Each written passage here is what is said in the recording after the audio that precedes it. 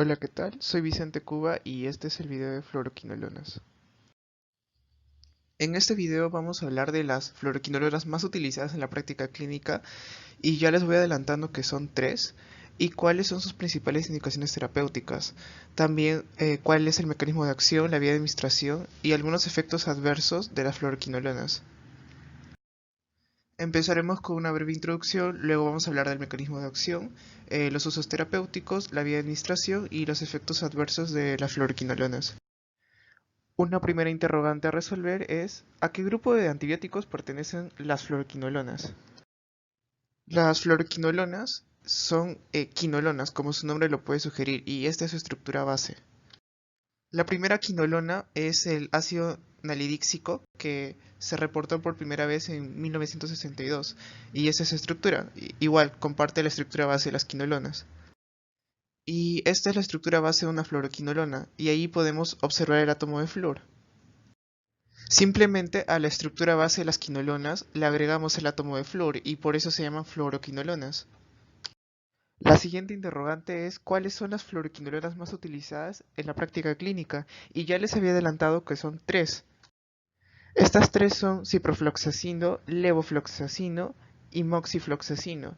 Como pueden observar, las tres terminan en floxacino y lo que cambia es cómo empieza la palabra. Entonces, cipro, levo y moxi. Y volviendo a mencionar a las quinolonas, en esta tabla se puede observar que hay cuatro generaciones de quinolonas, la primera, la segunda, la tercera y la cuarta.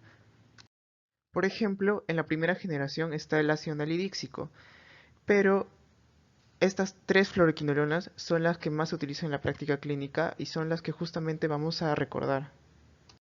Bien, hasta acá vamos a recordar a cipro, levo y moxi, y ahora hay que resolver cuál es el mecanismo de acción de las fluoroquinolonas.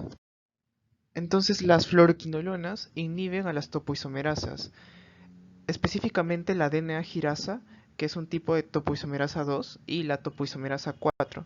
Recordemos que la función de las topoisomerasas es aliviar la tensión molecular del ADN. Si inhibes a las topoisomerasas, no se puede aliviar esa tensión molecular y se termina rompiendo el ADN bacteriano. Entonces, bloqueando la topoisomerasa bacteriana, terminamos rompiendo el ADN. Y es por este motivo que las fluoroquinolonas son antibióticos bactericidas, no bacteriostáticos, sino bactericidas, porque terminan rompiendo el ADN que es fundamental para la supervivencia de la bacteria.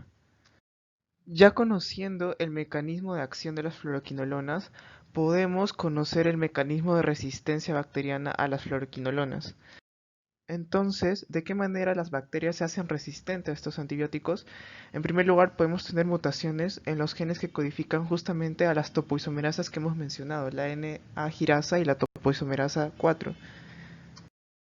Esta resistencia puede ser dada por una simple mutación puntual, y este tipo de mutaciones justamente hacen que las bacterias sean resistentes a más de una fluoroquinolona. Es decir, si una bacteria es resistente a ciprofloxacina, va a ser resistente a levofloxacina y probablemente también a moxifloxacina.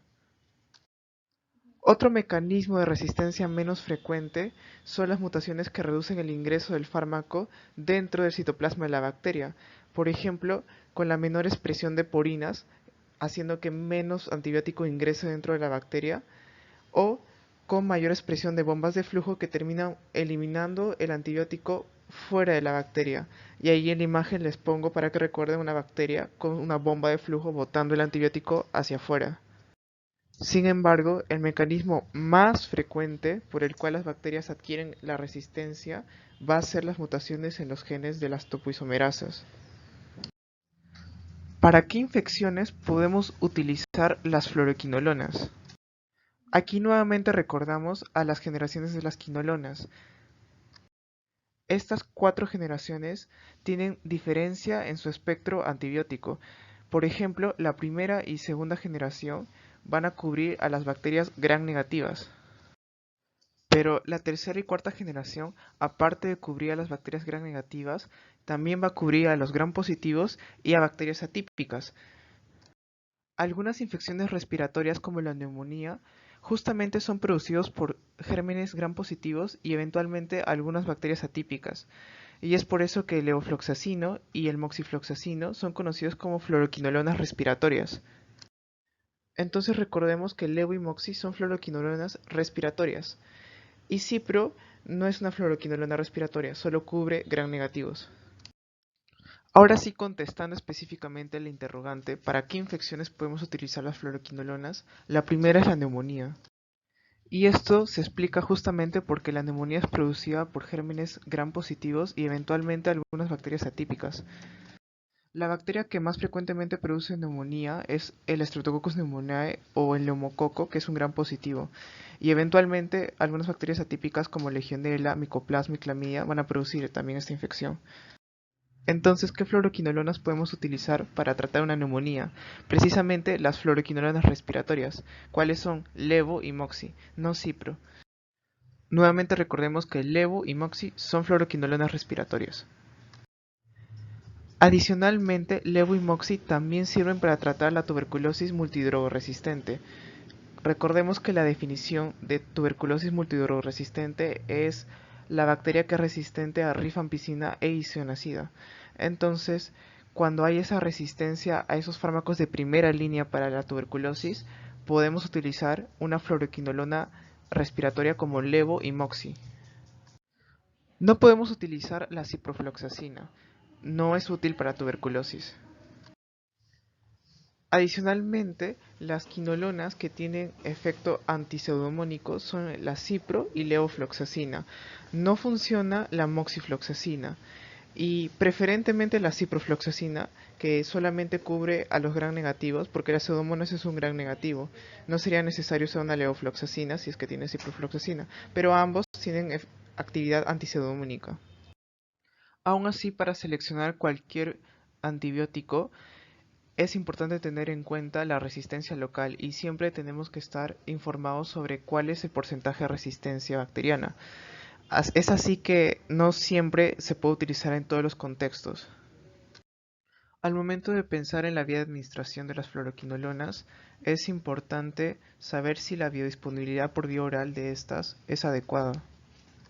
La buena noticia es que las fluoroquinolonas tienen una alta biodisponibilidad por vía oral, entonces la vía oral es un buen sitio de administración, lo que significa que podríamos tener la posibilidad de tratar una neumonía solo por vía oral. Entonces, las fluoroquinolonas las podemos administrar por vía oral y por vía intravenosa. ¿Cuáles son los efectos adversos de las fluoroquinolonas? Debido a su espectro antibiótico que cubre a gram negativas, terminan afectando a las enterobacterias de la flora intestinal. Entonces, estas están asociadas a infección por Clostridium difícil. Como muchos antibióticos, también van a producir reacciones alérgicas. También se pueden asociar a náuseas, vómitos y diarrea. Y menos frecuentemente pueden producir la ruptura del tendón de Aquiles y también menos frecuentemente la prolongación del intervalo QT en el electrocardiograma. Resumiendo todo lo anterior, las fluoroquinolonas más utilizadas en la práctica clínica son tres: ciprofloxacino, levofloxacino y moxifloxacino. Por su mecanismo de acción que inhibe a las topoisomerasas bacterianas, estos antibióticos son bactericidas, no bacteriostáticos. Debido a su alta biodisponibilidad por vía oral, estos fármacos se pueden dar tanto por vía oral como por vía intravenosa. Debido a que levofloxacino y moxifloxacino son fármacos que cubren a bacterias gram positivas y gérmenes atípicos, estos son conocidos como fluoroquinolonas respiratorias y los podemos utilizar para tratar una neumonía. Adicionalmente, estas fluoroquinolonas respiratorias también son útiles para tratar a la tuberculosis multidrogo resistente, no como primera línea de una tuberculosis sensible, sino como fármacos que son útiles a tuberculosis que es resistente a isoniazida y rifampicina. Y por último, ciprofloxacino y levofloxacino tienen actividad antipseudomónica. Son las fluoroquinolonas que podemos utilizar para tratar una infección por pseudomonas aeruginosa. La siguiente sección es una autoevaluación que pueden hacer para evaluar los conocimientos de este video. Les invito a pausar el video si es necesario.